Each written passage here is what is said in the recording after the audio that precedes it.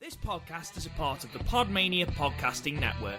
Check out podmania.co.uk to check out more of our great podcasts, features, reviews, match ratings and previews spanning the crazy and diverse world of professional wrestling.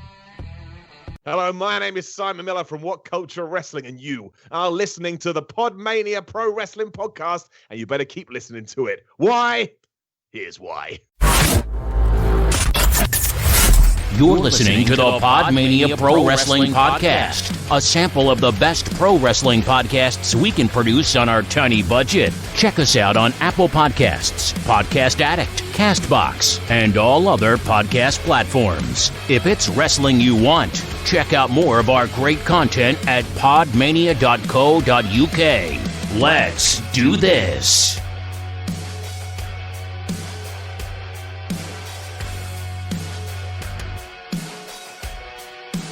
Hello, and welcome to another episode of the PodMania Podcast. I'm your host, Rob Goodname, joined this week by the man himself, Chris O'Brien. Chris, how are you?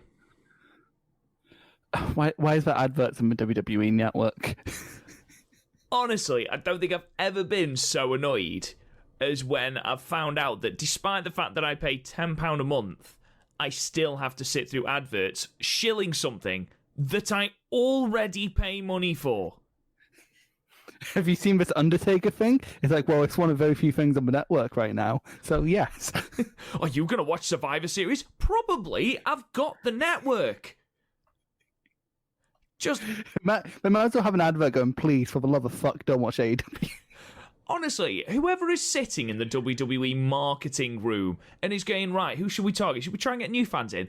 Or, hear me out, why don't we shill shit to people who are already paying for it? Tell you who they are aiming for is the deaf, because every time I open up the network, despite continuously turning it off, we just don't. We just always have closed captions on, and I don't know why. It makes no sense. How are you anyway, Chris? That looks frozen. Fine, just same old. I had an appointment with a job centre the other day, and they were basically going, why do you have a job? I'm like, it's a pandemic. And we're like, yeah, that's fair. We'll phone you in 2 weeks. Brilliant. So that's your life. Why have you not got a job? Because there are no jobs. Yeah, that's a reasonable excuse. I applied for something like between 15 and 20 jobs last week. 10 of them got back to me, not rejecting me, going, the job is no longer filled because we went back into lockdown. Right, okay. Is that better or worse than being outright rejected? I don't know. It gives me hope that maybe when we're not in lockdown, I'll get the job. It's something. It just sort of keeps you going with that tender bit of hope. Yeah. I love it. Just passing them a note. It's like, do you like me? Yes, no, maybe. They check for maybe. Just... It's like when my friend gives out a bunch of fake numbers just because she knows it's not worth saying no because they won't take no for an answer. My friend gives out fake numbers every time someone asks him for a number. And I witnessed her do this once. You know what she put down? 0800 1066. And the dude fucking fell for it. The guy who's trying to buy insurance off Hastings Direct. Yeah, he's just there going, oh, do you want to swap your swap your insurance details? And he's probably just there going, I just want to get my dick wet. I just want to get my hand away. I just want to smash. I just want to get my hole. Oh, and despite all that, all I've got in my head now is 0800 00 1066. Well, this is a weird way of starting a podcast. Any American listeners we have are very, very, very confused. It's not as bad as 118, 118. No, that's a very, very niche British thing, isn't it? It's like the Go Compare adverts. Meerkat. And the Russian meerkats, which ridiculous. Makes absolutely no sense whatsoever. I remember when that first came out, and then I was like, oh, this is kind of cute. I mean, it's just been going for how long now? 12 years? I love the fact that this is a generational thing, because when it came out, you thought, oh, it's really cute. When I came out, I just remember getting really fucked off with people just replying with every single question, just going, simples, simples, simples, simples, shut the fuck up. Someone's got thrown in detention for saying simples. It's a bit different when you say it to a teacher, isn't it? Can you do this? Simples. Detention. What? Detention. Anyway, ladies and gentlemen, the theme of this week's watch-along episode is tag teams, which is very apt, seeing as there is only two of us today, as Garth decided he'd rather drink cyber beers with his real fucking friends. Prick. Cyber beer 27/7. We literally got basically what was a press release from Garth this morning on the WhatsApp group chat saying, I'm going to have to bail. I've got beers with my real friends. What an absolute prick. I hope you listen to this, Garth Jackson. You're a bell piece. But to be honest, every time one of us aren't on the podcast, we always look forward to it because we'll actually listen to it when it's just the other two, but we won't listen to our own voices.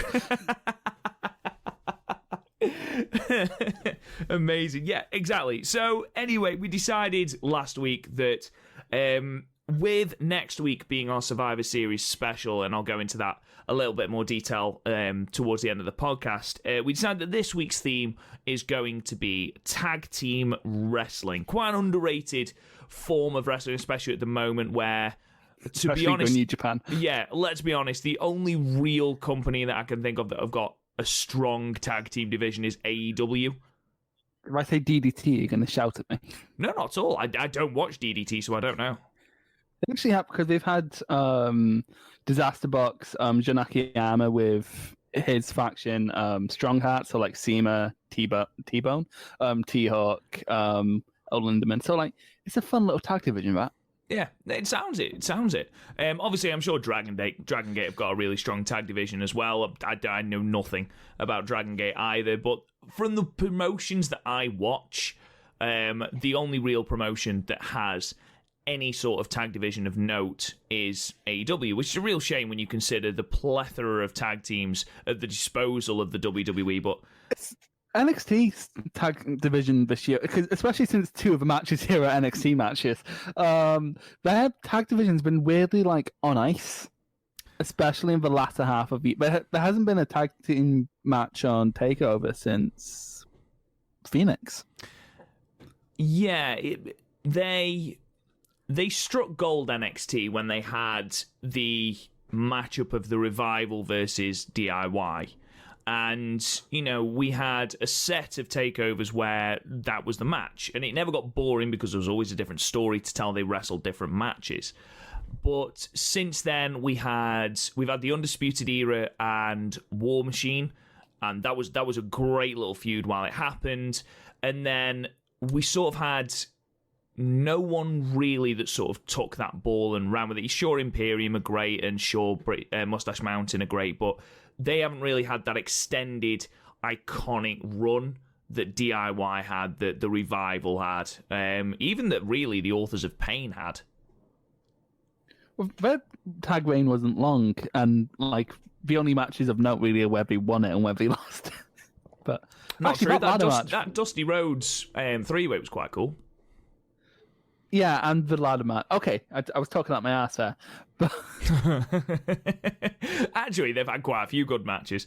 But today, we are focusing on three of the best tag team matches that we've seen, apart from Garth's, but we'll get to Garth's. Well, this wasn't my first choice. Originally, we were going to do an All Japan watch along.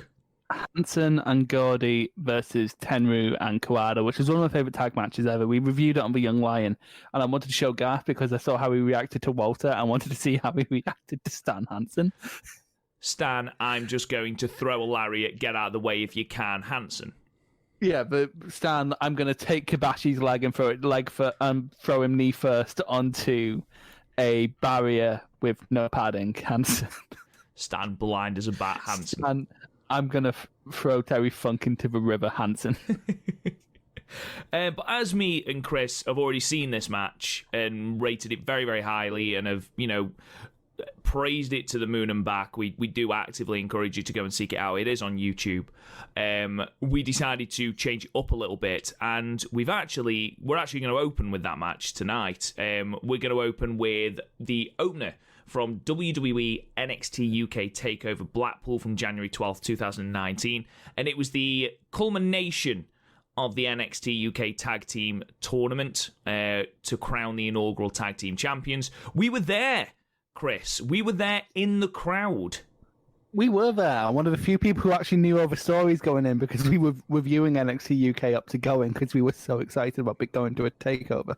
We were very excited, and you know this was the best way to open this show because this match was absolutely phenomenal. I haven't gone back and watched it, so aside from watching it live and being there, this will be the first time I've actually watched it. So I'm really excited about that. I've watched it a couple of times since. I like watching matches I was in the crowd for just to see like how different I feel. Like I found that especially with ICW shows, match quality ended up falling as soon as I was watching it again. But like here, like it didn't really do that. Even Coffee versus Dunn kind of held up. I mean, like the botches were more obvious. Good God, they were very, very obvious. Very obvious. I mean, like he almost fell and died. Twice. Anyway, ladies and gentlemen, if you want to go onto your WWE network or illegal stream, which again we don't condone, but really we do, go and find NXT UK, and then you're going to have to go onto 2019, go all the way to January and scroll back towards January the 12th, because unlike the NXT tab, it doesn't have a separate tab for takeovers. So it does. Not NXT UK not NXT UK doesn't. NXT does. If you click on NXT UK, there's a little tab that says, NXT UK. You click on that, and there's a little tab then it's takeover, then you click on it. That's how I got to it. It doesn't on the Fire Stick then, but the Fire Stick is absolute arse. Well, you're using the Fire... People bought a Fire Stick? Hey. I had no follow-up to that. It was just, hey. Just hanging your head in shame. Yeah. Yeah. So, ladies and gentlemen, if you want to skip to 4 minutes and 53 seconds or go to the jump to function at the bottom and skip to that match, we are ready to go. You can always pause the podcast if you're not there yet. Chris, if you're ready, my friend, we'll go on to this in 3, 2, 1, play. Are you going to play the Let's Find Us pit? Say that again? Are you going to play the Let's Find Rob, Chris, and Garth? I mean, I was going to, but I've tried this before and you can't find us because we're fairly far back. Because it's like both years we went to Takeover, I've been in charge of getting the tickets. It's very easy to get 2 seats together, but not 3. Getting odd numbered seats together is a pain in the ass. Also, why the fuck did we not get those fucking signs? I don't know. They look bullshit, isn't it? Absolutely incredible, don't they? They just look like champions. But Strong Style is one of those people you can ask 3 different people and they probably have a different favourite member. Who's your favourite member? Either Dunn or Seven. I genuinely thought you were going to go, I don't know, it's between Dunn, Seven, Bates, probably. I love Bates, and especially early at the end of last year, he was absolutely on fucking fire. Well, of course, he won the accolade of PodMania Match of the Year 2019 for his absolute barnstorm with Walter at Cardiff. Mm-hmm. I know. I used to really, really like Seven, and because he did Noah spots, and then I actually watched Noah, and I was like, well, he's doing them wrong. The crowd was absolutely insane for this show, wasn't Christ. It? Some of the fucking... when, in the next match, the no disqualification match, when tables came out. Oh, my God. It was like a proper, like, this is probably one of the best takeover crowds there's ever been, just because... we actually boo the heels and cheer the baby faces, whereas NXT will just twats, basically. Cheer for... Yeah, we're smarky, but we're polite. We're polite, smarks. Yeah, we definitely know this is fake, but also you're the bad guy, so fuck you. As you're looking at it, ladies and gentlemen, we were top right. Yeah. To be fair, being on the hat, both positions were good, but I kind of liked being on the hard cam earlier this year. Yeah, because we couldn't see the entrance properly. But still, no, we couldn't at all. We had to sort of guess who was coming off due to the entrance music. No, we sort of traded off who'd run to get to see the Titantron and run back and inform the person who's coming out. These are low-key one of my favourite tag teams. What? Grizzled Young Vets? Oh, this reminds me of... So, these guys had a Progress feud, because naturally. And Trent Seven kept cutting promos, and this was after the first UK Championship tournament. Mm-hmm. So him, Bate, and Drake had UK NXT contracts, but Gibson didn't. So he'd just go up to James Drake and go, colleague. And like he'd pretend he's getting phone calls from Triple H. He's going, "Hey Paul, oh yeah, I'm about to face Zach Gibson. You know that ball twat you didn't sign." And then like he keep making jokes like, "Oh yeah, I saw you at the Christmas party. You for WWE. You were feeling a bit delicate, weren't you?" And then they had a match with CCK where Kid Lycos was a blow-up doll because he was injured. Those tag team belts are a thing of beauty. They're probably the nicest looking belts WWE has, the UK belts. I agree. Liverpool's number 2. What a great sign. But who would, at that point, who was Liverpool's number 1? He was. No, I'm asking who would be. Oh, who is Liverpool's number 1? If it's not Gibson. Wayne Rooney. Is he from Liverpool? Yes. I know nothing about football. Jesus Christ. I know Arthur Borwick's the holy goalie or something because we kept chanting it at school, but otherwise I don't know. I joined in, but I don't know who he is. Like it was self-preservation, quite frankly. Here you go. Shoes off if you hate Gibson. Some of these, I loved some of the Gibson chants. Gibson got absolutely fucking rinsed. But it was great because he played into it. Oh, he's such a natural heel magnet. Yeah, it's his face. He's very scowly.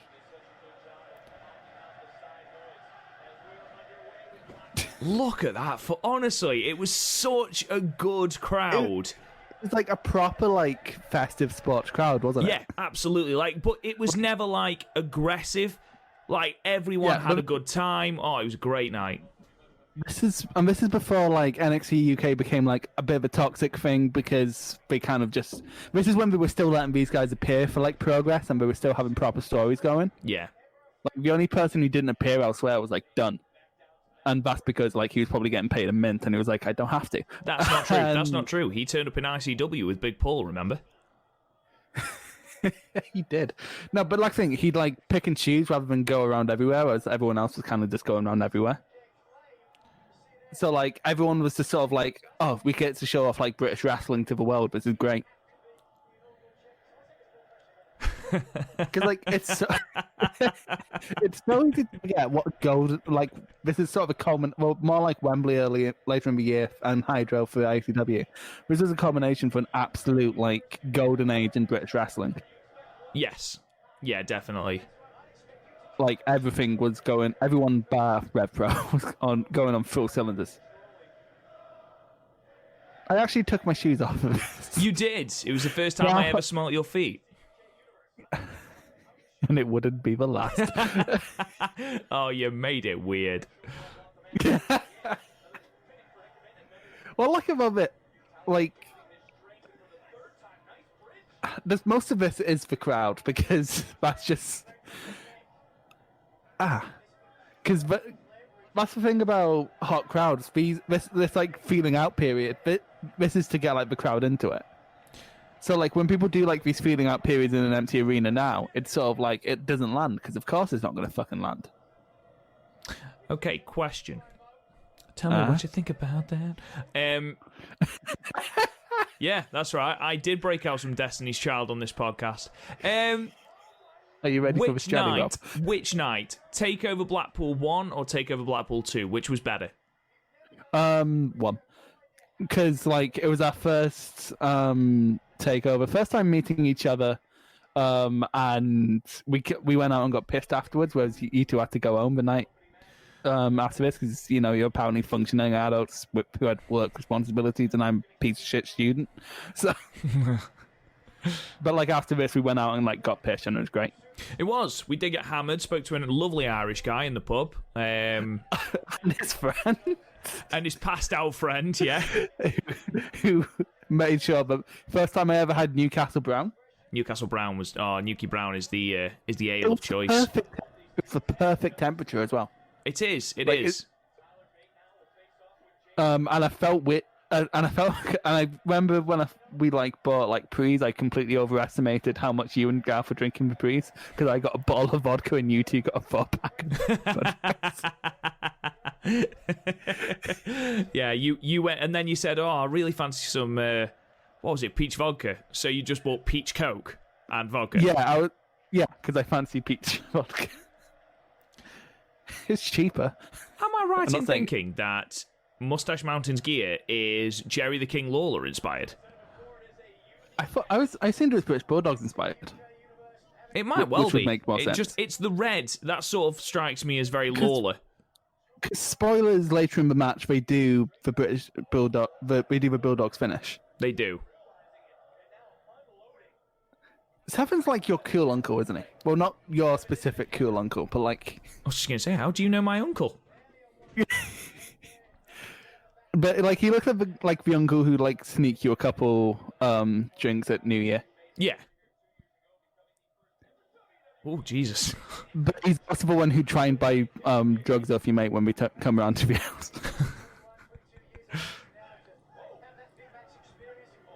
It disgusts me that Tyler Bates is younger than me. It disgusts me just how fucking young he actually is. No, he's like 23 now. Hasn't been featured much on NXT UK though, has he? No, not this time around. I think partly because we don't have anything for him. He hasn't been in the Heritage Cup, has he? No, I'm trying to because I've only watched a couple of weeks of NXT UK. Have you seen the Dragunov? That's like proper fucking British stuff there, isn't it?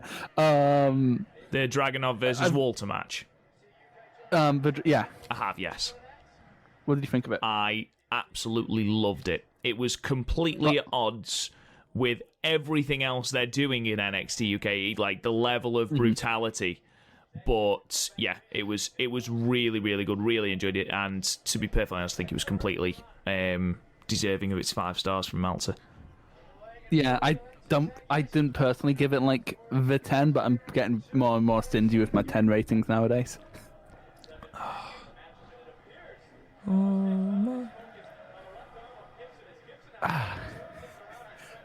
I remember there was a point where Grizzled Young Veterans were my absolute favourite team in the world, and it was completely down to Gibson.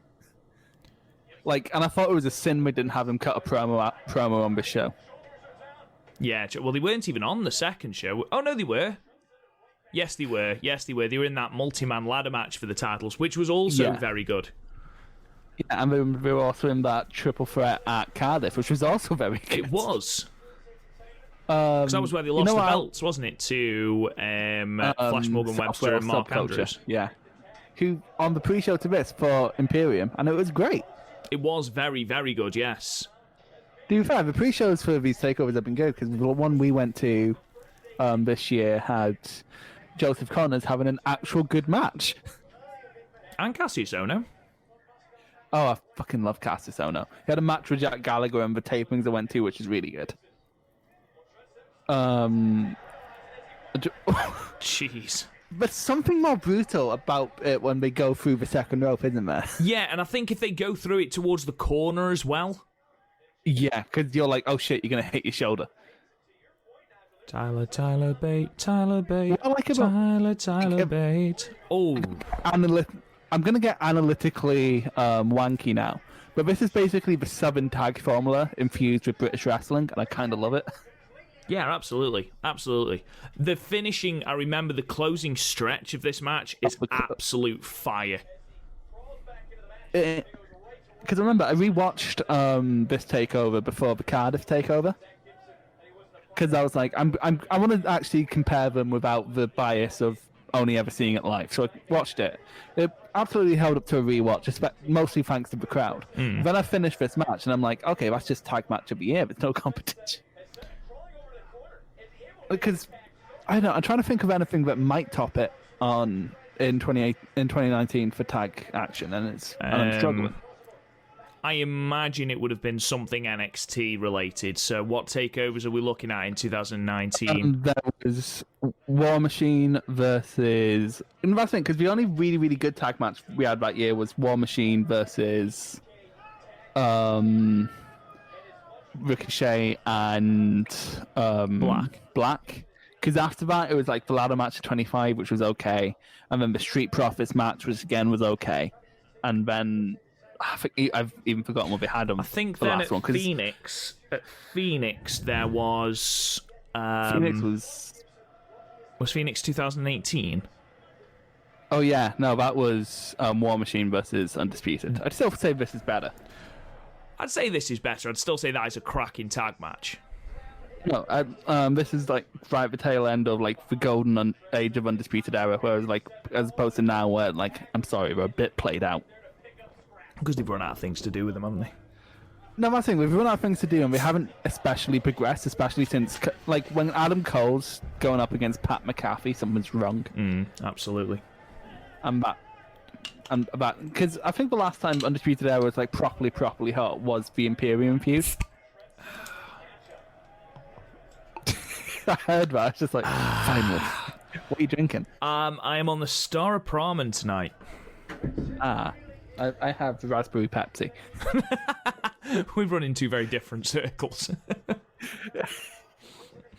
It's all I had in the cup. It was that or Tizer. So fucking hell, Chris, Tizer. They don't even that sell that down here anymore. It's been outlawed. It's been. I have a theory about Tizer, and that is when we get to the bottom, when bars get to the bottom of their barrels. We just when they don't have enough to make another bottle, we just mix it all and it goes into a big Tizer barrel. Yeah, because there's a miscellaneous flavour to Tizer, isn't there? And it's slightly different every time. Yeah, it's never the same. Is it strawberry? Is it raspberry? Is it orange? Is it cigarette butts? Who knows? Is it pee? Is it cum? We'll never know. Meanwhile... This match, the Grizzled Young Veterans are, in my opinion, they're like a revival in the way that they don't do anything obscenely flashy. Obscenely flashy. Well, it's just cut the ring, apart from later on. It's cut the Drake ring does. off. Gibson doesn't. Yeah, it's cut the ring off. Although I didn't realise Trent was cut open. What I also like about them, and it's what a lot of the great tag teams have, like Midnight Express had this, the Revival had this. They always seem like one wrong move away from falling apart. Like you saw it earlier, where they're desperately trying to get each other out of situations. If you hate Gibson, stand up. I love the fact that Seven's proper got the Ric Flair going on now. Yeah, that's why I think that's probably why he got the blonde hair. Maybe. Either that or it's like, I want to look like Tyler. It's always weird when I hear like them talk, because like all the strong styles are like proper brummies, aren't they? They're from Wolverhampton, aren't they? I'm pretty sure. Isn't Dunn from Dudley? I'm sure at least one of them is from Wolverhampton. Yeah, it's all England. It's all England to me.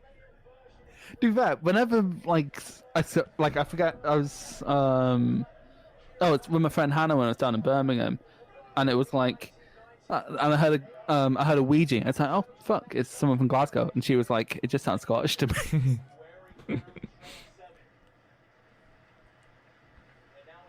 That sign with Zach Gibson in the toilet makes me laugh every time I see it. For some reason, that sign, you know what it reminds me of? Is, that guy who was standing outside, handing out business cards. Yes, I do remember. He didn't even go. It's like, damn. And he was there the year after, wasn't he? He was. Same business cards. Got to respect the hustle, but it's been 2 takeovers, man. Just give up.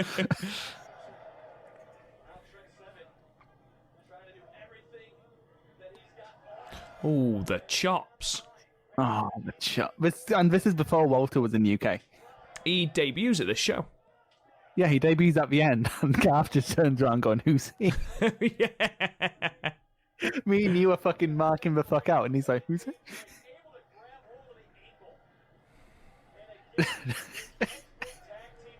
Seven's just flopping around like a salmon, and now he's dead. But again, it's so To be good. fair- Like, just grizzled young vets cutting off the ring. It's simple tag team wrestling, but it's so fucking Yeah, good. because then eventually when the hot tag happens, you're like, yes. Yes. The fucking noise. Because even then, Tyler Bate was incredibly over. Oh, yeah. I mean, he was more over at the second one when he took on Devlin in that absolute fucking... Oh, what a match that was. That was the second best match. No, for second or third. It's between this and that for the second best, but my favourite's just Devlin versus Dragunov at Progress. That was fucking incredible.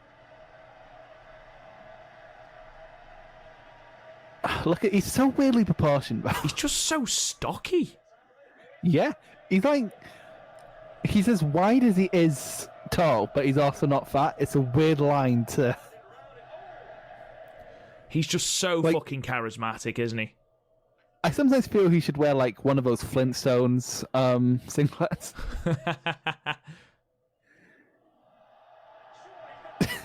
It's so contrived. It is so fucking contrived. Don't fucking care.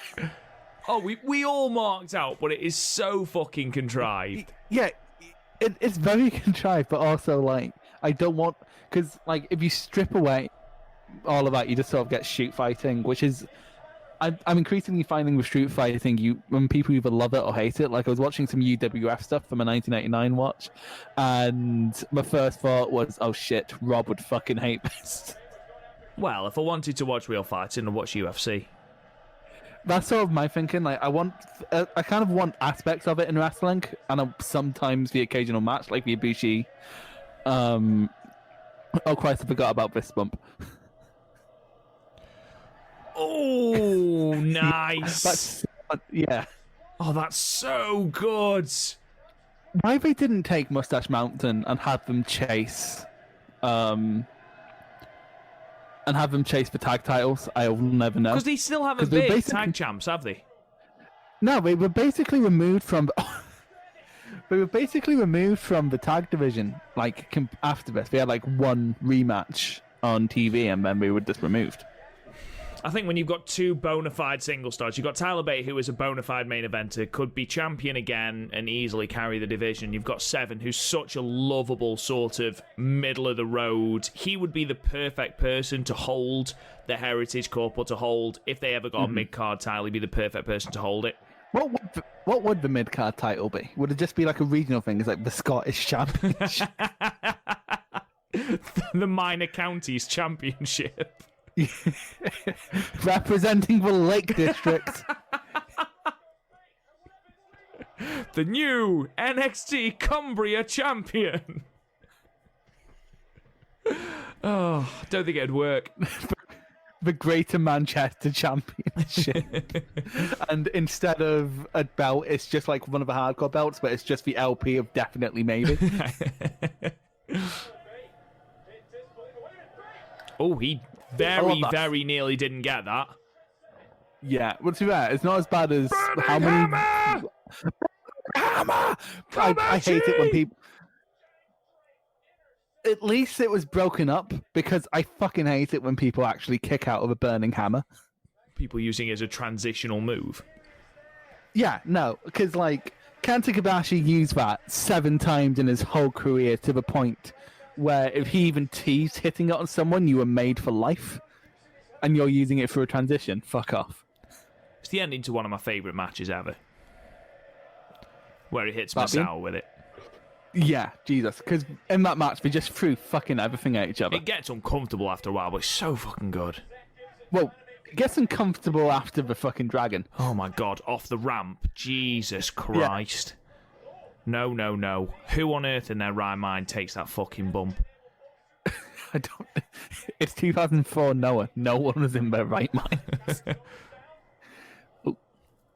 Oh, by the way, no, I'm not sure if it's today or tomorrow. You know what the next GHC title match is? Go Shiozaki versus Nakajima.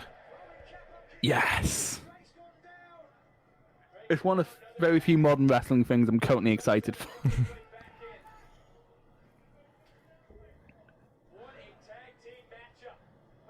Ooh.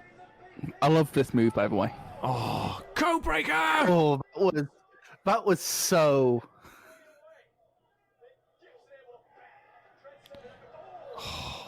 It's just so so good. It is so smooth.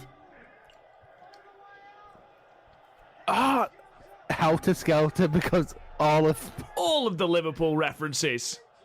Shankly Gate and Ticket to Ride. What else could he throw there? Just pushes someone, yells "Get back!" Oh my God, he's hitting with the paperback rider.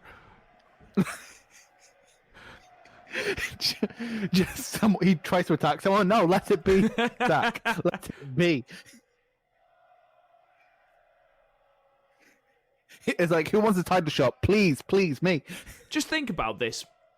This night, you got this setting the crowd up. Then you'd got the whole Balor surprise, which in itself was fucking lunacy. Because when we were marking out just when it went dark. I'm not gonna lie, a very small part of me thought that was gonna be Grado. It was a very, very small part of me. But imagine it goes dark. Life is a mystery.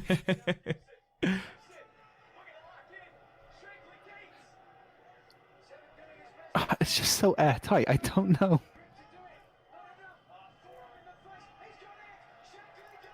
It's one of those submission moves as well that looks like it would legitimately hurt. Yeah, because it's being like yanked back. Because my like go-to thing for like something that doesn't look effective and it probably actually would be is like the triangle lancer that Konami does. Yeah. Because like I know that it's meant to be a choke, but it just looks like a shit armbar. I know what you mean. Oh no. Oh, a double submission spot. We're definitely not going to see another one of those tonight.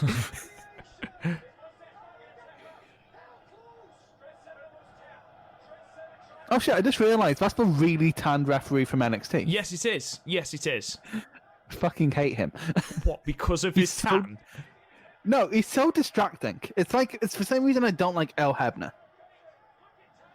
Because like there's a middle ground to like having like a signature as referee and being distracting. Like Aubrey in AEW I think played this quite well, or Red Shoes in New Japan. But like Hebner just goes over the top because he's a mark for himself. Red Shoes does my head in now. Does he? I haven't watched New Japan since the G1. What's he doing? He's just so over dramatic and just does not need to be, and it winds me up. To be fair, you probably don't know it's normally because you have like a crowd. Yeah, maybe. Well, a crowd that can talk anyway. This is wrestling.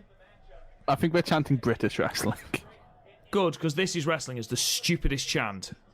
Yeah, it's like, well, where else would it be? Thank God, I thought it was at the basketball. Do you ever go to like a View cinema and before it comes on, it's like, this is not a cinema? And yes. Just every time when I go with my friends, it's like, oh shit, we're in the wrong place. Damn it.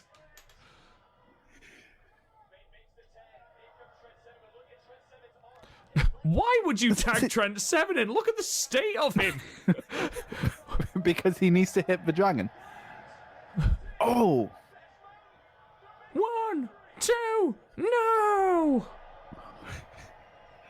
Because to be fair, they beat Undisputed Era with that move, so everyone thought it was gonna do it. Thumb up the arse. That's what that means, right? Absolutely what it means. Chris, I think the spot might be happening. Chris, I think this might be the spot, mate. Oh no. I'm not prepared. I'm not actually prepared. Oh, I'm fucking prepared. It was such a good spot. It is, mate. I think it might be. Oh, that's such a smooth way to get into it.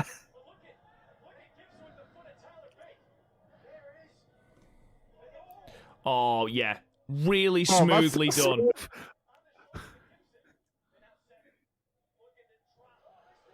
Oh, what a so move. good. Yes. So good. Yes. Yes. Yes. Yes. Yeah, this was the moment where I was like, fuck me. Yeah, this is something special. Oh, taken out of the air with a drop kick. Lovely. It's so good. It's so good. Because also, like, that's very hard not to, like, kill him off. Oh, yeah. Definitely.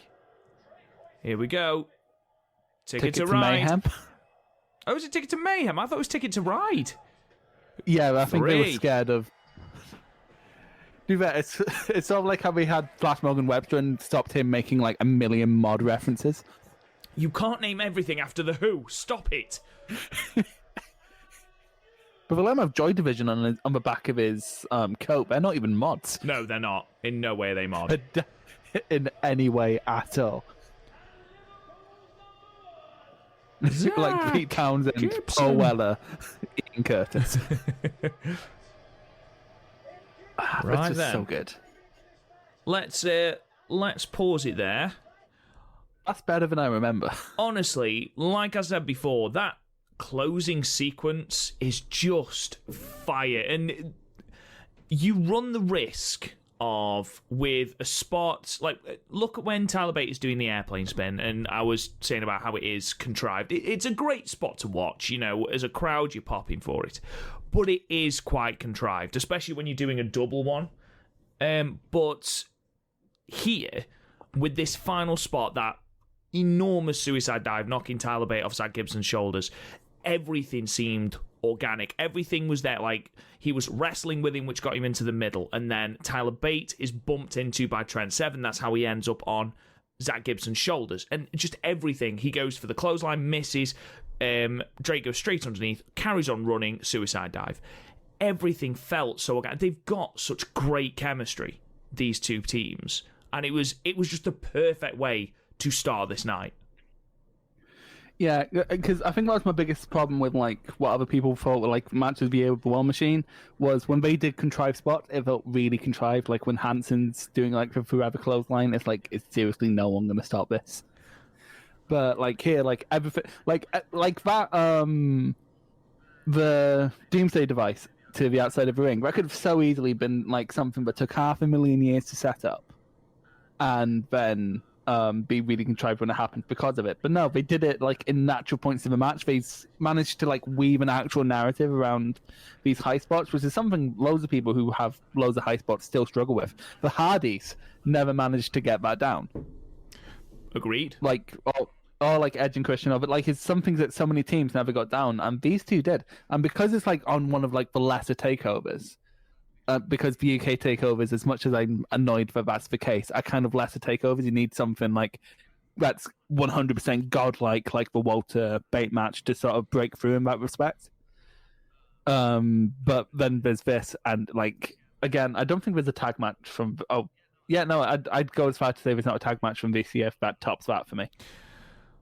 I must admit, I think we gave it a 9 the first time we watched it, and yeah, like, genuinely, it might be a 10.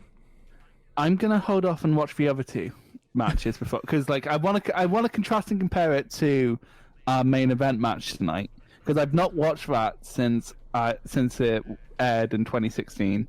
I would be 19, and if I remember right, I was incredibly hungover. That's the right way to be. I must admit, in being completely honest, in the spirit of honesty, I've never seen the match that we're going to main event with tonight.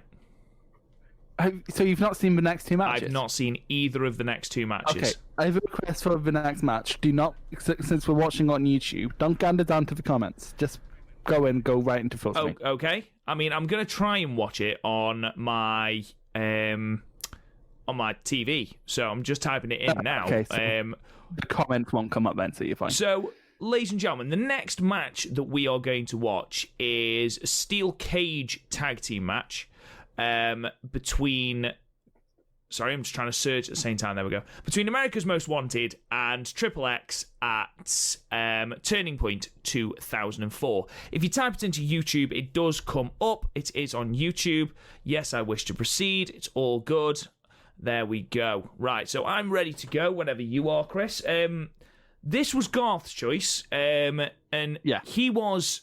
When we decided that the theme of this podcast was going to be tag team wrestling, he was disturbingly quick in deciding that this was to be his pick, and I'm both filled with fear and intrigue as to why that is. I've seen this match, and I think I know exactly why that is.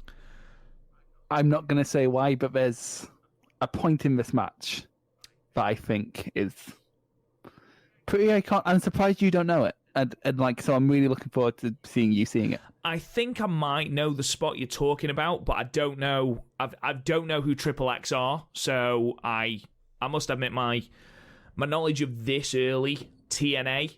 I'm not obviously I know America's Most Wanted, but I'm not familiar with XXX. So it's not the running Hurricane Rana from the top of the cage, is it?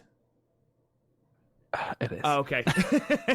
I've seen that. I've seen the gift bit, but I haven't seen the rest of this match. So without further ado, let's go on it. So it's Turning Point 2004, America's Most Wanted versus XXX Steel Cage match. It's on Impact Wrestling's YouTube channel.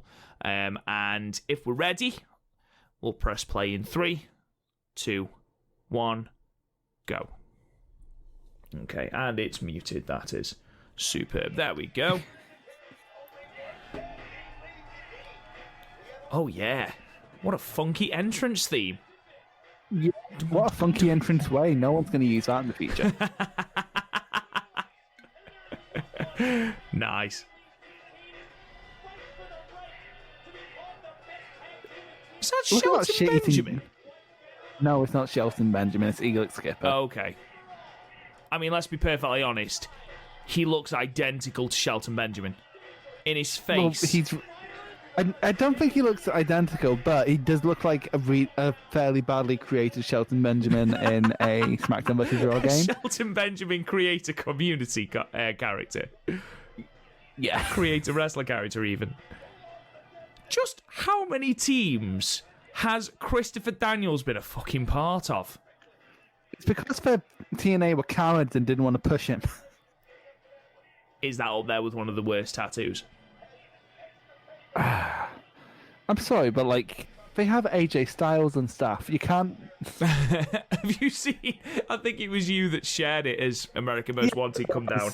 That it's fucking the tattoo. Guy who got AJ, and honestly, the AJ thing, I'd be like, you fucking mark, but I wouldn't find it creepy. What I find creepy is that there's dates underneath AJ's tattoos, and wherever dates that his children are born, he got those exact dates underneath with the exact. That's weird. That is weird. And what's even worse is that he even had there's a tiny discrepancy because they were done over several years, obviously. He's even got those tiny discrepancies in there. It's done exactly to it. And I'm like, you're gonna do this. Can you at least put dates of him winning championships or something? I don't know what's creepier, that or James Storm with no beard. It's the goatee as well, isn't it? He looks like someone who'd go up. It looks like if he was talking to a woman and they were like, "I love films," he'd be like, "Okay, name me 10 films by this director." He looks like if Fred Durst grew out his hair.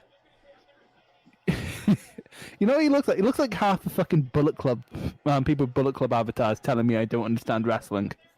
To be fair, you don't understand wrestling, mate. Oh, do I not? I know nothing about wrestling. I don't watch it at all, really. I genuinely thought for a minute that they had got All Japan Pro Wrestling on the back of their trunks. In 2005, who was wrestling?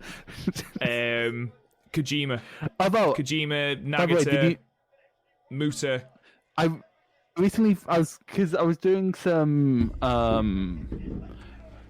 some preliminary research into future Watchalong projects, and I believe it's for the 2007 Champions Carnival final is.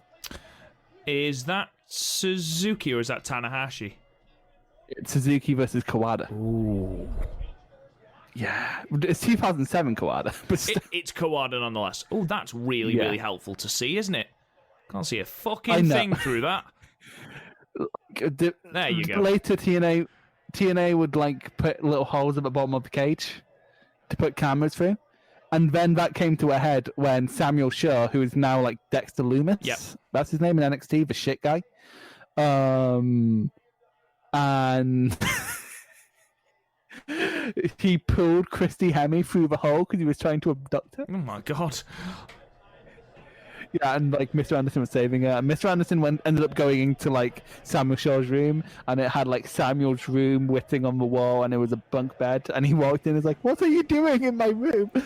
Jesus, that's creepy. 2012, 12, 13? No, this is 13. Was a time. That era was a time.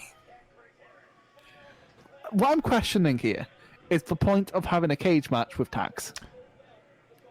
Yeah, I do sort of, because there's no DQ in a cage match by its very being. So, I mean, realistically, is the aim to climb out of the cage, or is it pinfall? I cannot remember. Because if it's pinfall, fine having a referee, but otherwise, what the fuck is the point in the ref? Yeah. Oh.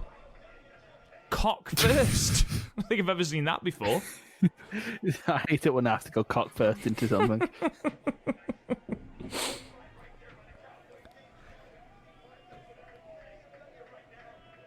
This is bad to see. There we go. That's why they had the blue cage in WWF, wasn't it? So you could actually fucking see through it. Yeah, but the problem was it was rock solid and I think no they're give in it. Christopher Daniels is already pissing blood. Yeah. Already. We are 2 minutes into this match. There must be a middle ground.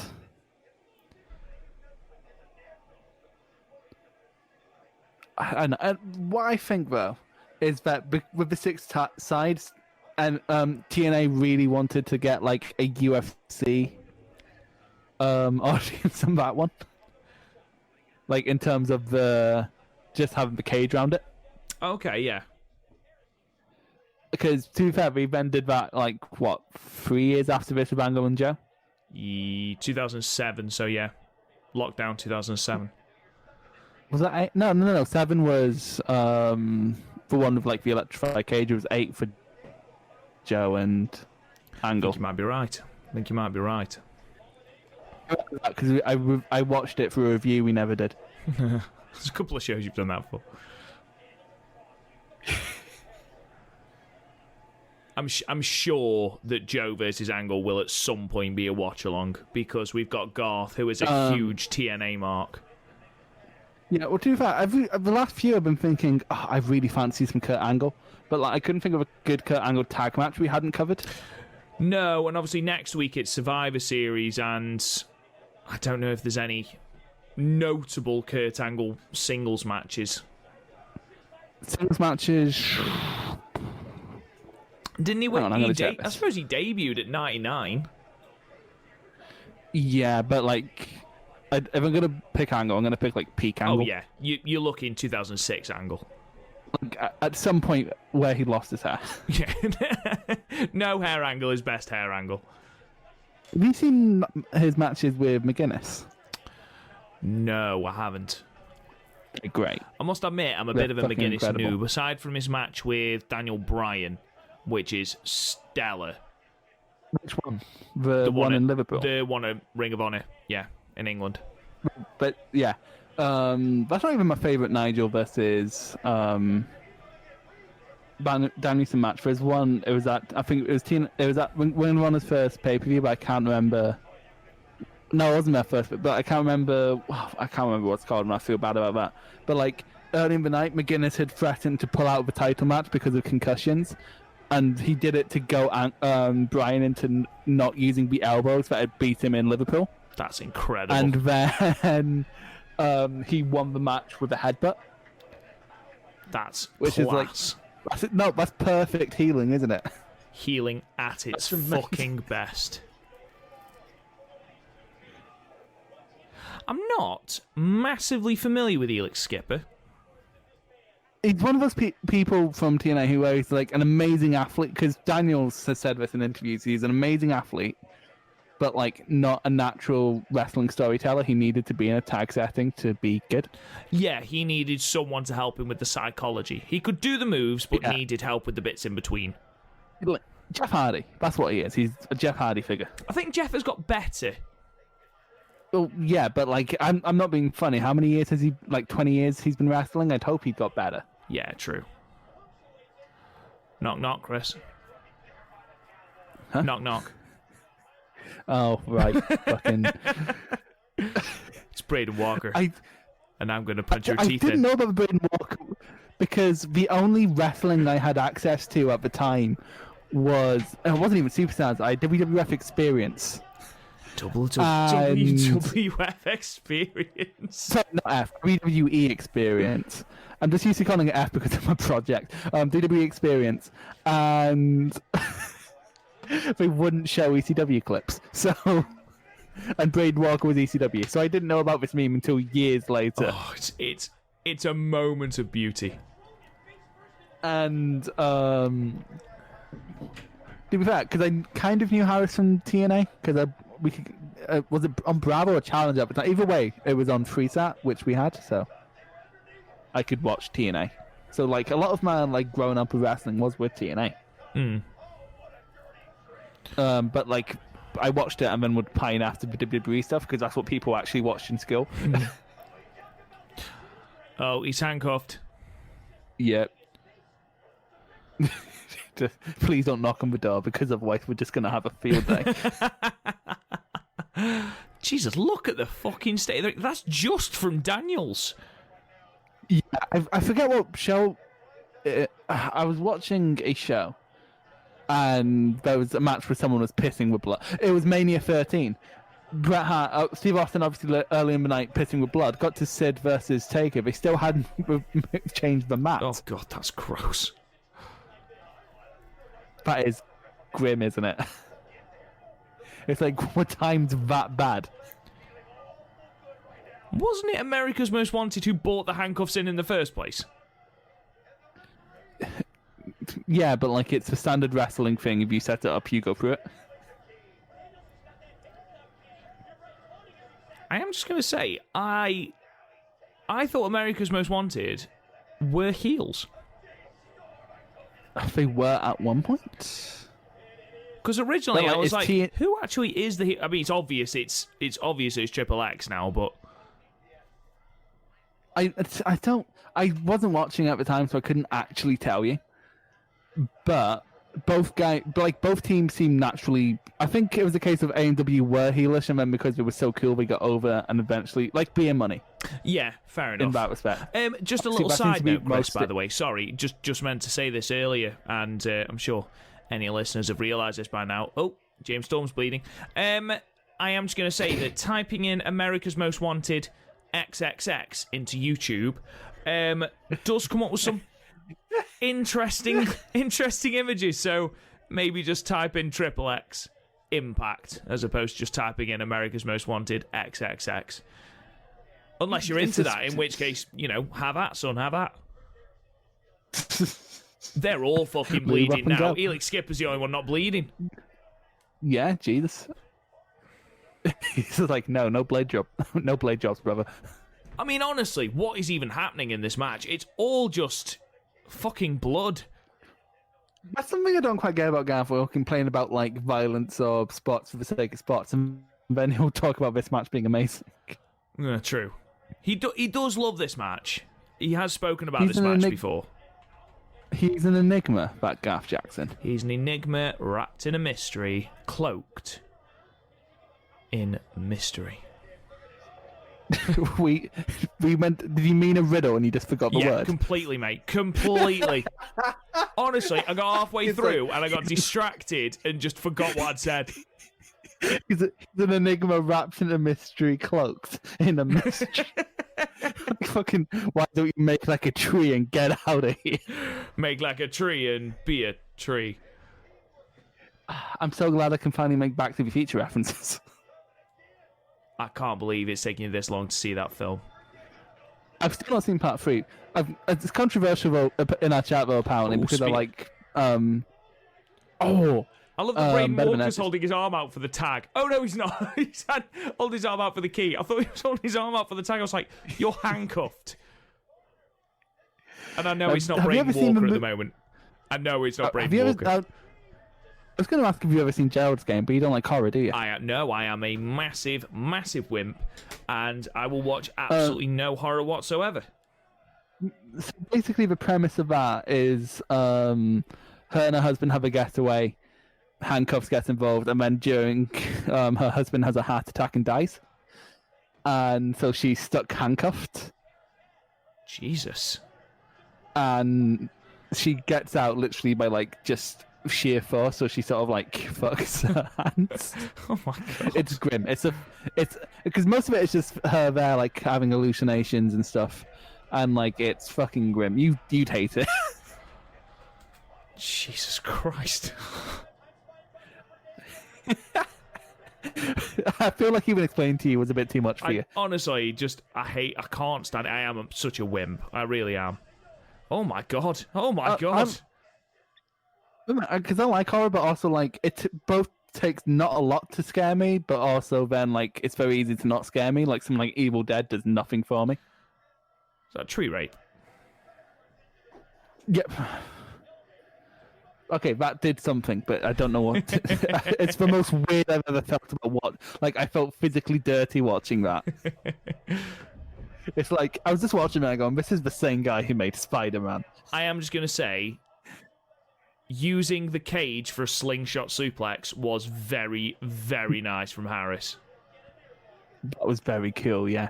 The problem is, like, that's the first, like, actual spot of a match. Because normally, like, in matches, at least, especially nowadays, when someone starts bleeding, you can pinpoint the point where they started bleeding. I could not tell you when the bleeding started. I don't think, if I'm being completely honest, I don't think he was supposed to be bleeding.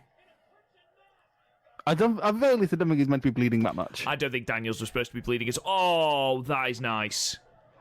That is I am lovely. a fan of that. Again, Skipper's really good at the move. He's really good at the moves. The match has picked up significantly. It has. It was a very slow start. It was wasn't a very slow. Like there was blood, which immediately sort of gives you that impression that holy shit, like something must have happened, but nothing happened. Nothing happened. Daniels was bleeding and Harris was handcuffed, and still nothing really happened. There seemed to be a lot of almost a heart attack. That it just seemed to be a lot of just standing about, didn't it? Yeah. Well, that's why I always question why we put X Division people in a cage, because you saw it at the TNA show we did earlier in the year, where it's like them being in a cage hindered them, because a lot of X Division matches is people lying outside of a ring waiting for their spot. Oh, so, yeah, I can understand that. It was to the detriment of it, wasn't it? Yeah. Especially since it wasn't even a lockdown pay-per-view, so we had no reason for the cage other than, we need to have a stipulation on this pay-per-view, otherwise people won't buy it, and then people didn't buy it anyway.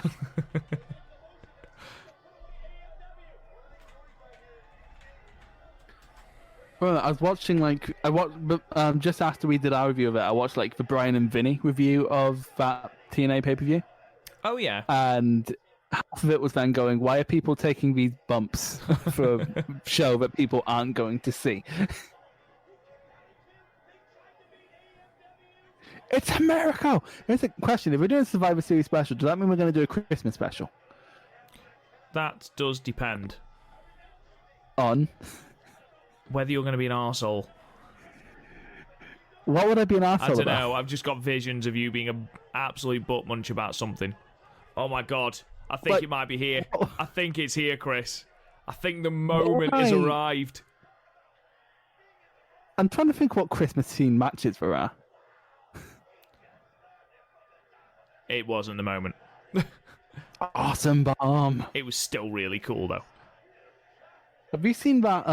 Actually, speaking of, have you seen the match where Alberto Del Rio runs over Santa? Yes, and you know what's even worse about that? He had just. I was just going to say he was a face, wasn't he? Angel Wings. I love the Angel Wings. The Angel Wings is a great move. But like it's another one of those moves that's sort of gotten diluted recently because Angelina Love uses. It does sort of ruin it a little bit, doesn't it? Yeah, anything once cool is ruined by. Are you a fan of the Misfits? Well, Velvet Sky wore Misfits pants, so like it's shit now. Here we go. Every time they ascend the cage, every time. Like, well, it's fine. Tell you what, though, I think you might be onto it there. I think it might be the moment. And I will say, I think it is the moment. And this is fucking insane, to be fair. I hate sitting on that. Oh my God, Jesus. It looks painful. That slip is just like, oh my... Oh, yeah. He is shitting himself now, and why would... That cage just doesn't look sturdy. It doesn't... It looks like we just got a bunch of, like, fences. Really does.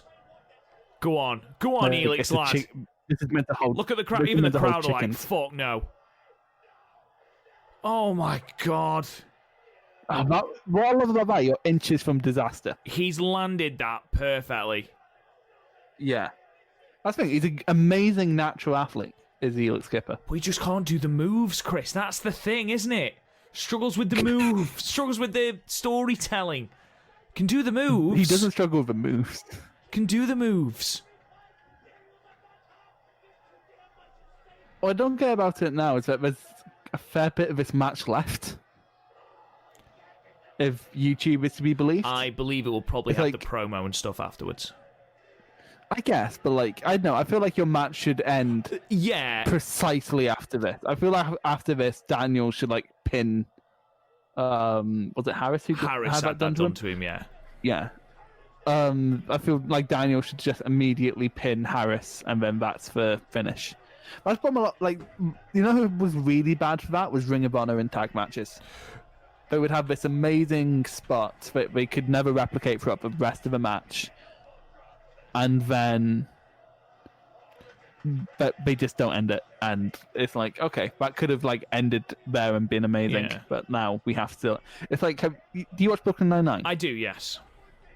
And like Terry stops the elevator to give a speech to Amy and Gina, and then Gina's just like, see, the elevator could have opened and you could have left him a great speech. Now we just need to stew in it.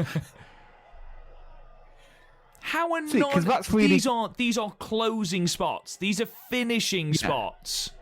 No, that's the thing. But that is so good. But also, after that Hurricane Rana, I don't care.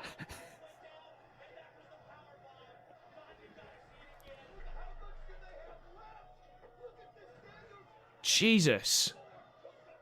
Oh, the way Daniel's landed there, Jesus Christ. I think Daniel's transitioned it into like a cutter or reverse neck breaker, but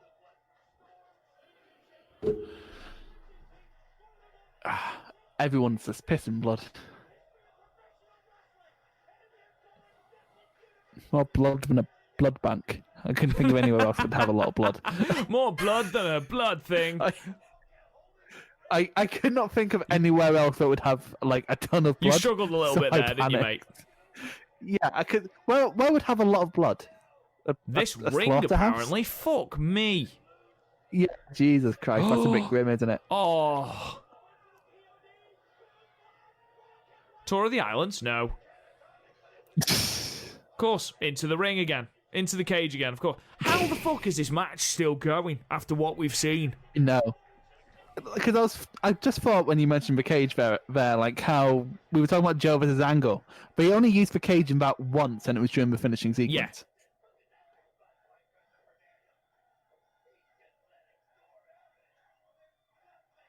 Like, this is sort of prototypical X Division in that, like, there's a lot to be impressed by here, but the structure of the match just makes it fall flat. I think the problem was we had so much nothingness at the start. Like, we had two separate closes to a match, and yet we're still going. If they'd have cut the shit the beginning, then we wouldn't have had this problem. You couldn't have topped that Hurricane Rana as well. Absolutely not. I agree. Me. Like, again, like if we go back to the match before this, it ended on the biggest spot of the match. Like, biggest spot of the match, heels finisher, they win.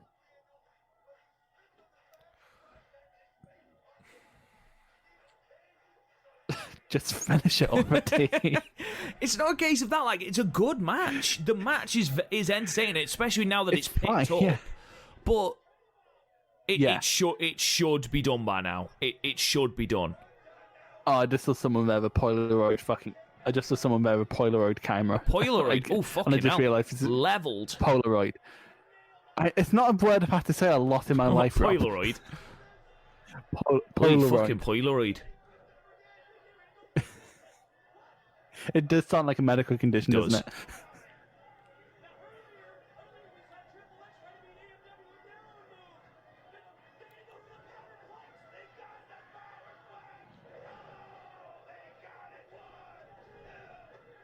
And there you go. Finish. There we go. Finally. And America's Most Wanted win with the Powerplex. When in silhouette, Daniels looks a bit like Stone Cold.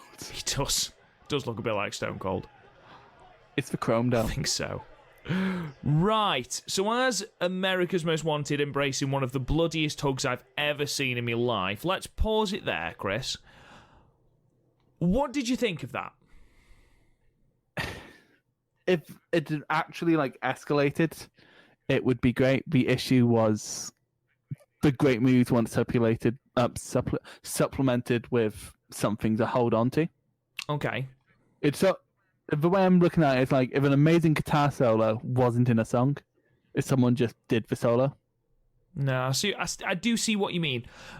My issue was, and it's pretty much the same issue as you, I think. We started with very little, and then we built and built and built to this huge crescendo, which was the spot that everyone knows, that enormous Hurricane Rana off the top of the cage. But then we carried on, and we carried on, and we carried on. Then we had another amazing spot off the top of the cage, and we carried on, and we carried on. And in fact, now we finish with, yes, they've stolen, America's Most Wanted have stolen Triple X's finishing move, so it's a big fuck you and all that.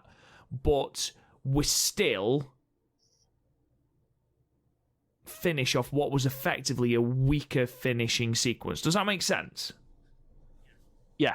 And I don't know, it's a little bit of a shame because it was a good match, and once it escalated, and, it did take a while to get going, but once it got going, it was great. It was really good. But I don't know, it stopped short of being a great match for me. Yeah, I don't think it's a good match. It's like a really good movie, a meh movie with great effects. It's like the Jurassic Park of matches. Why are you bringing that up? Why are you bringing up the fact that you don't like Jurassic Park? You know that it's going to incite rage in so many people. Because it's so... people jump to defend that film so fast, and I'm just all like, yeah. I do hate you a little bit. I'm not going to lie. I do hate you a little bit. It's no Pitch Perfect. Anyway, before I run to Scotland and punch Chris, let's get on with the main event of the show. We couldn't talk tag team wrestling, especially in the modern era, without talking about DIY versus The Revival. 2 out of 3 falls match from WWE NXT TakeOver Toronto, the first one from November 19th, 2016. So if you want to find that on your WWE network, then please do. Of course, this show also had Shinsuke Nakamura losing the NXT Championship to Samoa Joe, the return of Mickie James, and of course this aforementioned absolute banger between these two teams. Again, weirdly, the only match that I've seen off this show, I think, is Mickie James versus Asuka. Well, I'm looking at the show, and I forgot how weird, TakeOver... This is before TakeOver found, its modern-day pacing. Well, it's before modern-day pacing. Now it's back to being a fucking mess. But I don't know. I feel like if you were going to open the show, you'd open it with AOP versus TM61 instead of Rude versus Dillinger. Just because then you have the 2 tag team matches on the show right next to each other. No, I get where you're coming from with that. In a way, I mean, because this was such a big rivalry, you could understand sort of maybe this even main eventing this show.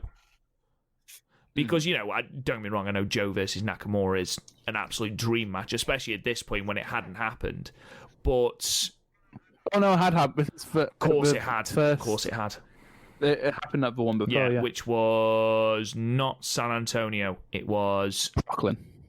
Was it It was Brooklyn 2. Yeah, it's Brooklyn before this. This is right as basically my whole fandom at this point was NXT, Ring of Honor, and New Japan wasn't full time yet. It was like in for big shows because we didn't have English commentary on every show. Ah, right. Yeah, I can see why that's annoying. But then like it was only like in like 2018, 2019. It was like, oh, I don't care. Right, ladies and gentlemen, what we'll do is we will play our main event match, DIY versus The Revival, in 3, 2, 1, play. 54 minutes and 1 second. And again, it's muted. I don't know why it keeps doing that. There we go. Isn't the DIY theme just a fucking bop, though? It is. I must admit, I like both of their singles themes, though. Oh, I love Ciampa's. The only thing was, I remember at the end of the last War Games match, where they did the air raid crash off the top of the cage onto Adam Cole, his theme played for fucking ages at the end. Wasn't it? Question: do you think the DIY got shielded in a way? Like, I don't mean like as in like protected. I mean like as in like what happened to the shield where they got completely watered down. Because like by the time we were facing Moustache Mountain at the beginning of this year, I just did not fucking care. Yeah, I know, but at that point, I think it was because they split up at the right time before people could get bored of them in the same way that they did with the Shield. And then Ciampa went away and it came back, and that year-long run was great. And then we just didn't fucking stop. I think and, that like, was the Gargano kept having these matches where they all ended the fucking same. Looking at his hands. Yeah, looking at his hand going, can I do this? And it's like, you've done it before, Johnny. Just do it or don't. But you're going to lose, apparently. I guarantee you will have thought about this match and thought, I know that this is going to happen. Oh, look at them. They are the fucking bomb, aren't they? Look. There was a great promo. It was going into Brooklyn, not this. But they were like, you guys are like Charmander and Squirtle. And then the Revival would have shouted over them, nerds! You're nerds! Those belts are fucking disgusting. I like them. They look so cheap. They do look kind of cheap, but I kind of like the cheapness. No, I disagree. I prefer the new ones. If I didn't like cheap-looking tag belts, I couldn't like Japanese wrestling because all those tag belts look fucking cheap. True. Who's your favourite member of DOI? Probably Wilder, simply because he knocked out that bloke who rushed Bret Hart at the Hall of Fame. I said DOI, not Revival. Oh, sorry. Didn't he say that? You cut out. DOI Ciampa. Yeah, Ciampa. Because Ciampa actually has more than one finish to his match. I loved his entire heel run. I loved his matches. I loved the entire construct of his character. I thought he was far more engaged. Don't get me wrong, I loved Gargano. I loved his match with Almas. I loved that entire year of him. One of my favourite matches in NXT ever. But then that just kept I know. going. The first 2 installments of the Gargano versus Ciampa sort of arc were fantastic, and then the more it went on, the more it became just, I've already seen this year especially. That cinematic match was the fucking pits. It was dog shit, yeah. And then like they keep crossing paths, like because almost like they're teasing it, and it's like, if you're going to tease this, why would you tease this? Have you seen the? I forget what show it was on, but you know that no flips, just fists. Yes. it cut to a woman holding that in a crowd, but it wasn't that. It was no flips, just fisting. Oh god! But as soon as the director noticed that, it just very quickly cut away because we didn't have a shot. It's very clear we didn't have a shot ready because the cameraman was getting into place. How do we come back from this? Yeah.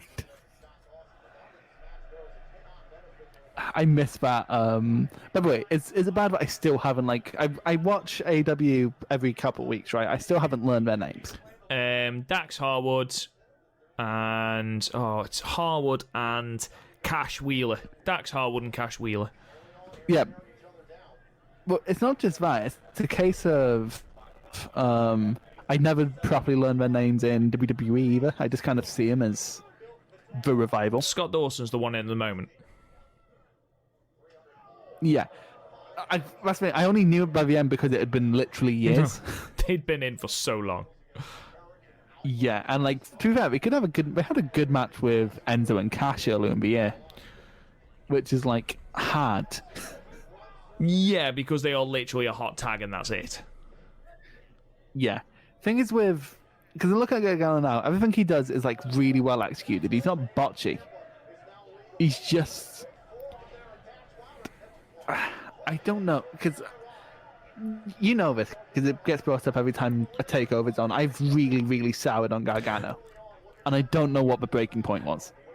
I think it's got to a point with you, though, where you can't see when something he does is good. No, but I can't, because I liked his match. I gave his match with Priest at the last takeover an 8. You did, but by the same token, you absolutely hated his match with Keith Lee, which was a great match. I did hate his match with Keith Lee. You did hate his match with Keith Lee. I don't. No, that's what I'm saying. I did. Sorry, I thought you said I didn't. It's what you lying for? I didn't like. Well, it's on. We reviewed the show. But I know I thought so all of his shit was stupid and everything Lee did was great in that, and I literally don't. I don't think that's me being. I don't know, because he does do good shit. I just think I think it's more fatigue than anything else with Gargano. Because how many takeover main events in a row was he in? Yeah, fair enough. How when it's for and how many half-hour plus takeover matches did he have? And at that point, nothing topped his Almas match. No, his Almas match and his first Ciampa match as well. In fairness. Yeah, but not especially comparable, and in terms of what kind of style he's going for, he keeps going more for the Almas match than the Ciampa match. Ciampa though, great, love him. Ciampa, great. No, that's it. His title run is probably my second or third favorite title run after Neville and Balor. Neville, really? Well, his reign was right as NXT was kicking off, and it was carried a lot by because NXT was more character driven then, because it was more of a WWE brand. It was literally what I wanted out of Raw, at the time, and it's just great in that respect because you had Sami Zayn, Tyson Kidd, who was a weirdly loud character in NXT, Tyler Breeze, who somehow was a championship contender. I still don't understand how that happened, but it was believable. Dude, Bo Dallas was a fucking champion. Anything's possible. I mean, he was also great. His promos every week was amazing. There was a point where literally the crowd did actually turn his back on him, the whole crowd. It was amazing.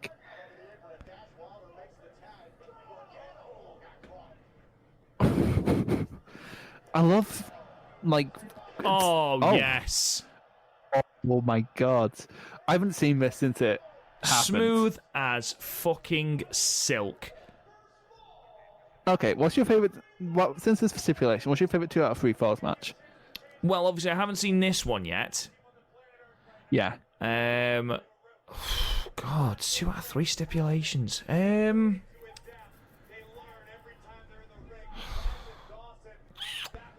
I don't know. I couldn't tell you. What about you? What's yours? I'm thinking right now because only Lucha fans are probably shouting at us because all those matches are 2 hours. Yeah, I know nothing about Lucha. Oh, just look at that. Slingshot spear into a fucking shatter machine. Just beautiful. This is up there. I'm thinking also... Oh, I had it in my head a lot. Edge and Mysterio versus Angle and Benoit. Oh, yeah. And there's one more, and it's, what was it again? Shit. Cesaro versus Sami Zayn. From Arrival? From NXT TV. That's an incredible match. I forgot about Omega versus Okada. Oh, of course. Of course. Yes. I think it's just because those matches do bleed into one. With the exception of their G1 match, which like people find it weird, but that's my favourite one of the trilogy. It is a little bit odd, mate. Not gonna lie. I mean, like I get that the long ones are more impressive, but I prefer the story in that one. Yeah. It was like more condensed, and also like it was the end of my first full G1. But I prefer the Naito match anyway. So.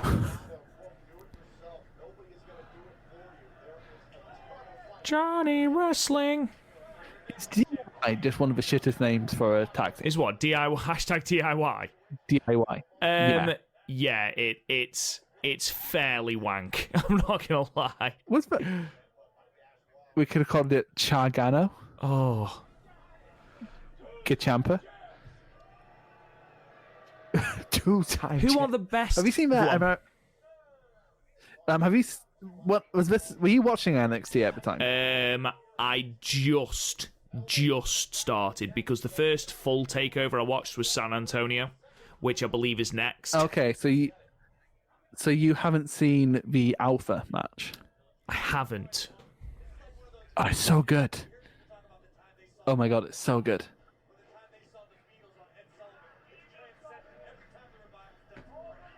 I'm sorry. Every time I like it when we talk over these because it means I don't need to listen to fucking WWE commentary, which is the worst. Who do you think are the best NXT tag team ever? Best NXT tag team? It's between these two, if I'm being honest. Oh, actually, no, Undisputed. I mean, guys, can we just talk for a minute about the Ascension? But do you know who they faced at the first ever? Well, not it was called Arrival, but the first ever NXT takeover event. They faced Too Cool. Absolutely, it was great. And then the Lucha Dragons. It wasn't as good. I just remembered how over the vaudevillains were. Men are here. Men are here. Fucking love. We should introduce a podcast like that.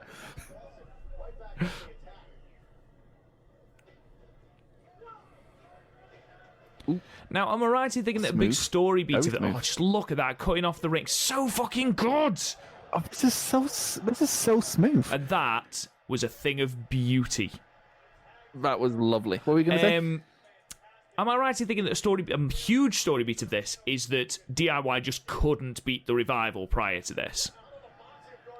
Yeah, and going into the Brooklyn match, there was a beat up.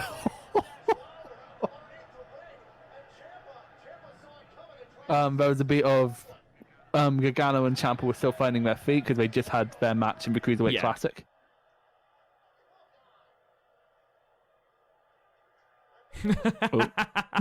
Fucking club him to death. Just fucking club him. It's like how in like Fire Pro the only triple team finisher in that is people clubbing down.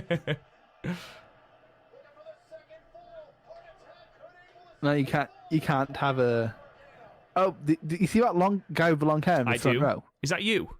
No, it's not me. He around this time, he was literally in the front row of every WWE show. Is he the one that's gone to AEW?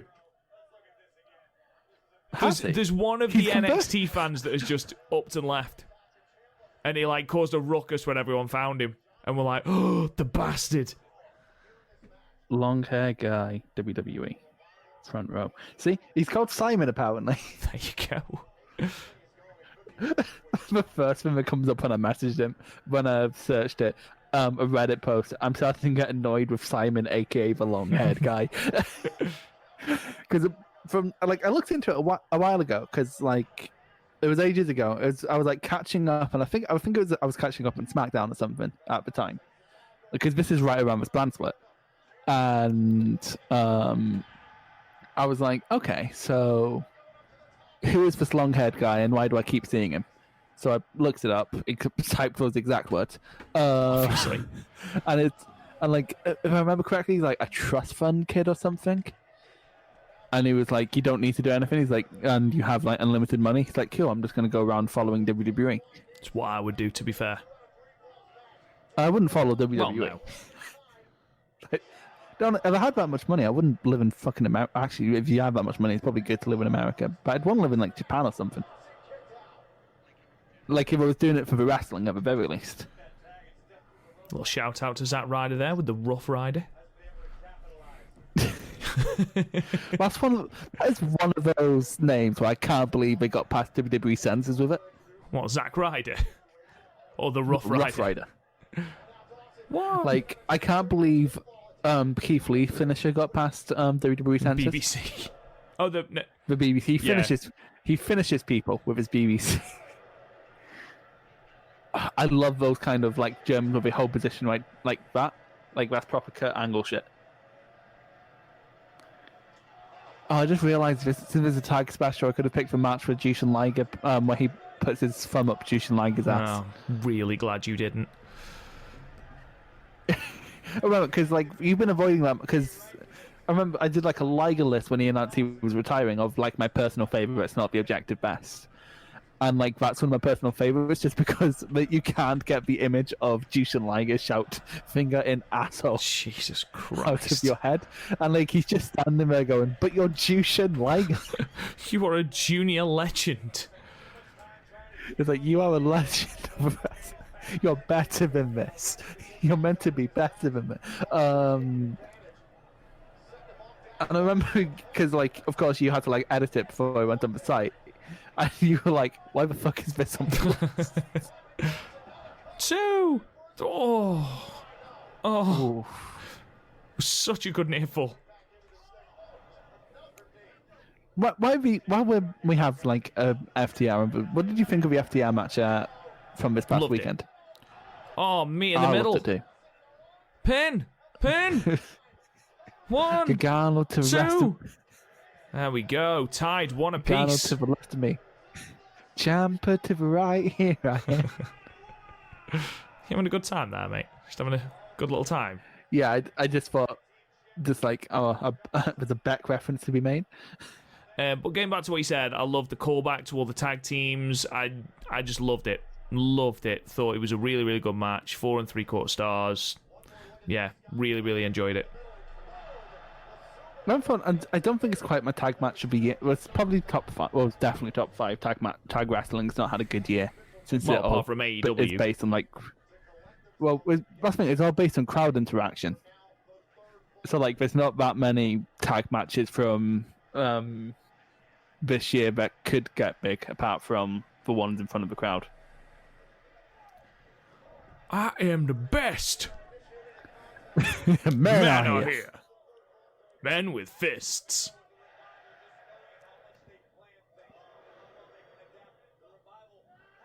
This is striking me as a match where this is really, really good, but I was much more into it on the night, and I'm not picking up that much new. I think, it was very story-driven, and following it storyline-wise, I imagine there was a lot in it. Yeah, there was a lot. That's the thing. I was much more into it at the time, which I guess makes sense. But I think because I'm just thinking of that Moustache Mountain match from earlier, where we were noticing things we hadn't noticed before. That sequence then with Dawson and Ciampa out of the armbar was fucking great. Oh, that's beautiful. This is incredible. Oh, this is smooth. Okay, I changed my mind. That was beautiful. That was smooth as fuck. That's the thing, because you forget it because they're so interlinked, but Dash and Dawson are great wrestlers in their own right. Like, they could probably be single stars if they really, really wanted. Oh, Like they've chosen to be tag. Oh, they've chosen to be tag wrestlers. eat that. Eat shit. And the crowd are so That's what I into it found- as well, aren't they? That's the big thing. Yeah.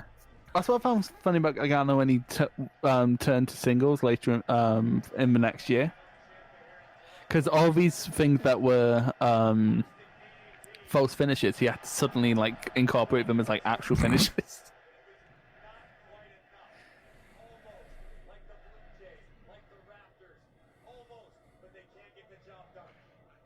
I can't get over the mustache, to be honest.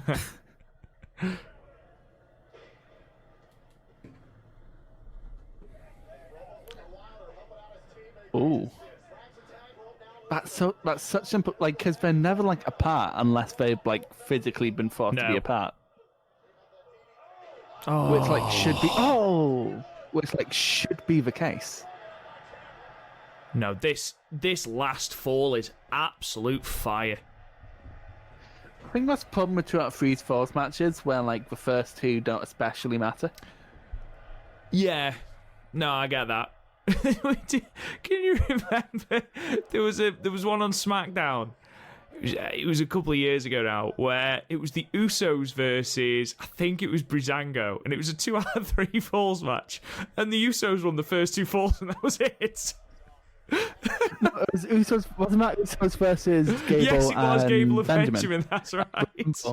Because that also happened because this had been when you weren't watching. I think it was Ziggler versus Cesaro at Hell in a Cell, and Cesaro had made comments about he's sick of seeing John Cena versus Randy Orton on a tour, like on like a press tour, which got him, and that was his punishment, going 2-0 in a 2 out of 3 falls match. Amazing.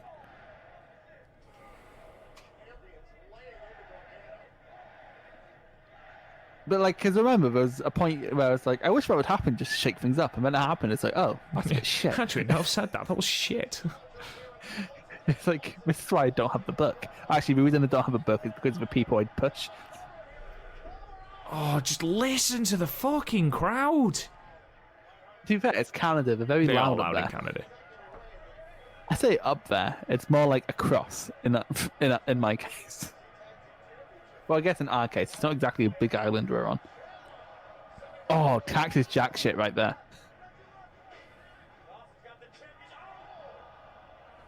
The thing about Revival is like proper like Southern tag wrestling, but with like a modern work rate. Look, that Dawson just opened his face. It's like, oh no, my.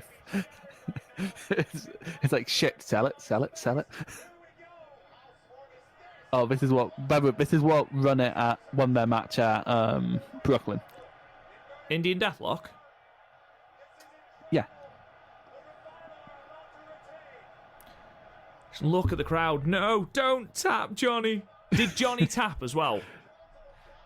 Yeah, he's the one who tapped Brooklyn because they relentlessly went after the leg, and it's one of the few times where Gargano was like, you know what, I'm going to sell this.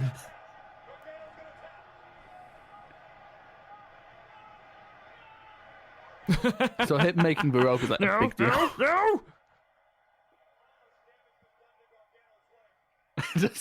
just Wilder up the side, like, Damn fuck, it! damn it. Oh Christ! Remember when people actively wanted to wear Seth Rollins merch? When he wasn't an absolute bell piece. Yeah, last thing is, he goes through periods where he's like extremely over and then is an absolute bell piece. My problem with Rollins, and it's sort of a problem I have with like modern Gargano as well, where he's just like sort of fake to his core. Yeah, I know what you mean. Like, I'm never fully invested in a Rollins match because of it. Like, even with Rey Mysterio, who's a master at sympathy. Oh no, don't be dickheads. That's right. A good heel tag team should always be millimeters. Oh, have you seen? So you've seen the triple threat they had with Yes. AOP, where Revival and Gaga and DIY were teaming up to and doing, like, Ciampa was doing Revival moves with Wilder or whatever, and then Gargano was doing the Shatter Machine with Dawson. Amazing.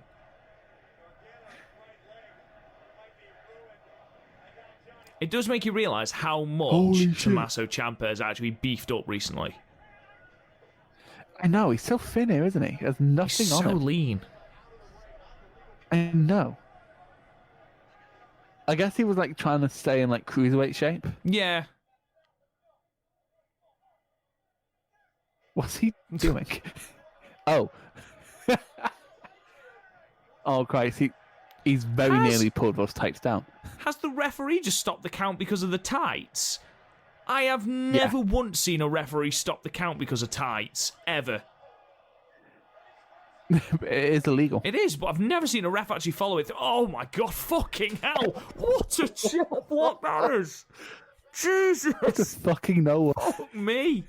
That is the mother of all chop blocks. Like, you always watch a shot block and they sort of just crumble and you just sort of like go, that was shit.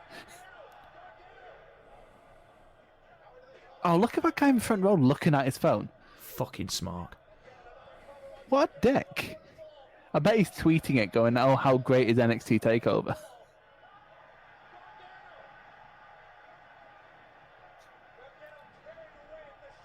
This is the moment. Iconic, this moment, isn't it? It really is iconic. Yeah. And like it's the beautiful love story between the Revival holding hands as they die. It's Romeo and Juliet right here. There you go. What a fucking match. What a great match. That was great. And if we watch it on for a little bit, they get mobbed and someone shouts very audibly down the camera, "You finally fucking did it." Which is outstanding. Very a surprisingly small amount of Bullet Club tops in the crowd, I just realised. Given what this is, 2016? Yeah, so it's Styles, isn't it? No. Styles is in WWE at this point. Yes, he is debuted at the Rumble, didn't he? Rumble 2016. So it's Kenny. It's Omega. This is like it was like Omega's like where we went through the year of like pushing Omega and Naito for like the Cup and the G1, and then like just so we could face like Tana and Okada at Wrestle Kingdom. That was outstanding. That was brilliant. That was a great match. Anyway, ladies and gentlemen, let's pause it there. And Chris, what are your overarching thoughts then about that? That was great. 2 out of 3 falls matches have the issue, especially we have a long first fall. We saw this in the Cole versus Gargano match at Brooklyn last year. 2 years ago? How long ago was that? Time is an illusion. It was last year. Jesus Christ. Before it goes along, it's sort of like, well, it doesn't matter, does it? Because why we know this isn't the be all end all. And like it takes something innately special for that not to happen. But like the Revival picking up what's basically a flash win at the start is one of the you either do it where you tell a story of a limb being worn down or whatever, or you do that where like the baby faces are automatically down. And that was great. The second fall lost out because of that, because like of course they're gonna have their fiery come back. But then that last fall was that chop block. Like, why does no one ever talk about the chop block in that match? He cannoned Gargano across the fucking ring. Yeah, like I can't believe that he didn't actually injure his shoulder. Absolutely ridiculous. Absolutely fucking horrendous to take. It's everything I wanted from a good old-fashioned tag team. Because let's face it, there was no ridiculous flippy shit there. It was all good tag team wrestling. The teams had smooth, just incredible transitions into their tag team moves. You know, everything from, you know, the offense that Gargano and Ciampa shared to that uppercut into the dragon suplex that the Revival did to the stereo kicks of DIY. Even the chemistry that each of the 4 men had together. I mean, that sequence between Ciampa and Dawson just before the finish was absolutely incredible, absolutely beautiful. And we're talking like 25 minutes into a match at this point. they had the benefit of the storyline going in. They had the benefit of an absolutely nuclear hot crowd, really, really wanting the baby faces to win, booing the heels as they should have done because, as we know, Canada is bizarro land. But overall, just a fucking stellar match, stellar story, right results, gave us a fantastic, iconic match. What was your grade, though, Chris?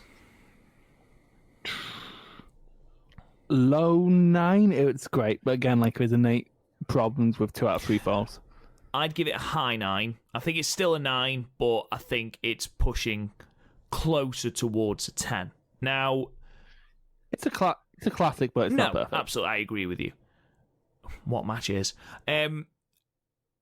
What would you give? We said we'd revisit it once you'd watched all 3 matches. What are you going to give Moustache Mountain versus Grizzled Young Vets? I'm leaning on a 10 on that one. Really? You think it's better than the DIY 2 out of 3 falls match? Yeah, because it had sort of the same... It didn't have the same emotion, but it had, just mechanically, it didn't have the... It wasn't held down by its stipulation, but it had all the same positives, where, even the ridiculous spots... everything organically flowed into each other, and the heel teams was so close to falling apart, and everyone wanted. So yeah, I think it sort of just worked on the same levels, just without the shackles. I do actually prefer. This is a hot take I never actually say because people get really angry about it. I prefer the Brooklyn match, for these two to this one. Is it just because of the stipulation? Honestly, I'm not a massive fan of 2 out of 3 falls to begin with. No, it's a difficult stipulation to work around, but it can work. It can it can work. I just don't think it can ever be a match can never achieve perfection through a 2 out of 3 falls match. The match that came close is Kenny versus Ricardo, because we were okay, we're gonna go really fast for 70 minutes, so you have to give it 10 because otherwise who the fuck? There you go, ladies and gentlemen. Hot take from Chris O'Brien. I think we'll end it there, Chris. Thank you for joining us. As always, ladies and gentlemen, you can find the podcast wherever you get your podcast. Subscribe to us on Apple, Google, Stitcher, Podbean, Spotify. We are everywhere. Leave us a 5-star review. It really helps the podcast out. Go and check out the website, www.podmania.co.uk, where you can check out all our archived episodes, our match ratings, including the ratings for the 3 match we've watched along with tonight. You can also, as it is Survivor Series on the 22nd of November, next week will be a Survivor Series special where myself, Garth, and Chris are each going to pick a Survivor Series match, not an elimination match, a match from Survivor Series to watch along with. Same time, same place next week, Friday, 6 p.m. British Standard Time, so make sure to join us for that. On the site, from Saturday the 21st of November, will be a review of Survivor Series 1996, so go and check that out. You can talk to me on Twitter at @RealRobGoodwin. Garth is at the Garthberg. Chris, where can they find you? At Pokemon English. Yep.